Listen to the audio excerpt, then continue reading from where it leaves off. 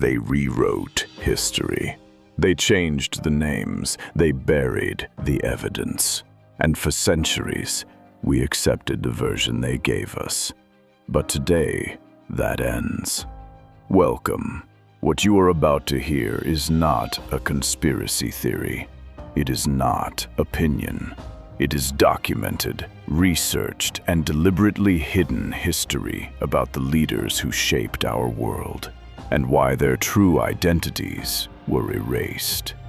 Think about every powerful leader you studied in school, every general, every philosopher, every empire builder.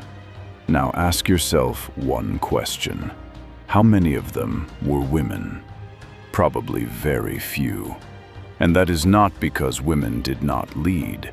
It is because women who led were one of history's most targeted secrets. Psychologists call this phenomenon androcentric bias, the systematic centering of male experience as the default human experience. It did not just shape culture. It shaped what got written down, what got preserved, what got taught. And the women? They were reassigned. Their achievements were handed to husbands, brothers, and male students. Their names were changed. Their stories were filed under myth or legend, a polite way of saying, "We do not want you to believe this was real." But it was real, and the psychology behind why it was hidden is just as fascinating as the women themselves. Let us talk about who they actually hid. First, Hypatia of Alexandria. She was a mathematician, astronomer, and philosopher in the 4th century. She ran one of the most prestigious schools in the ancient world. Kings and governors sought her counsel.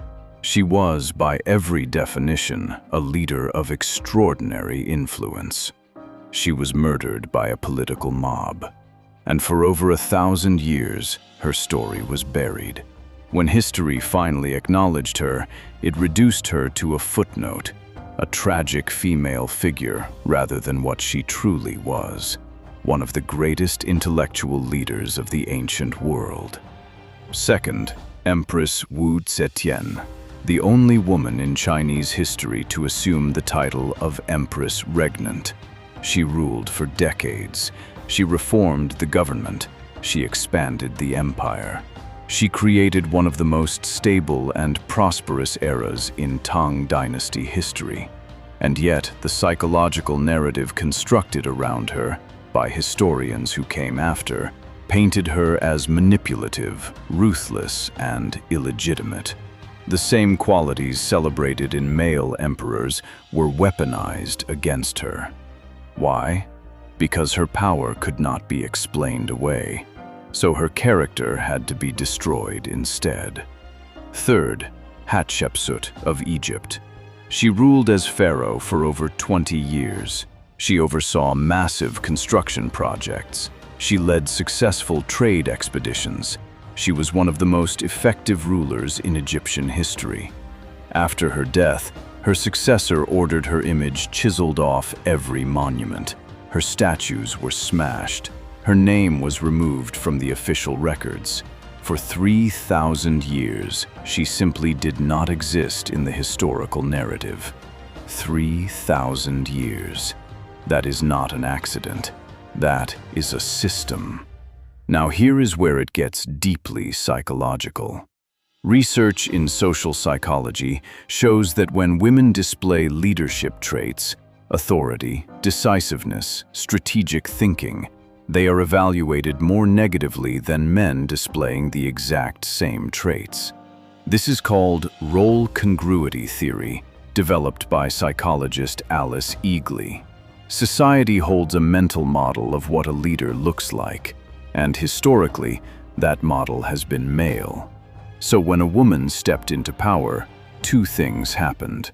In her lifetime, she was often questioned, undermined, or violently removed.